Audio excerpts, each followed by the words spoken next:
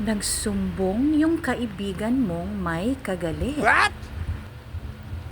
At hala, yung kaibigan mo, sumbong ng sumbong. Oh no! At react ka ng react. Tingnan mo tuloy, ikaw yung galit na galit.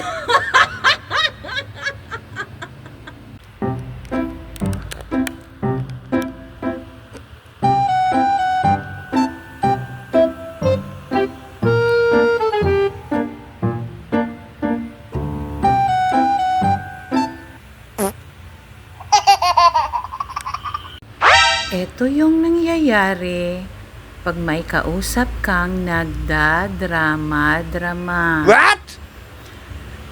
Nakikinig sa istorya. Woo! Mag-react-react. Hanggang sa huli, di mo namalayan, ikaw na yung nagdadrama-drama. O, diva?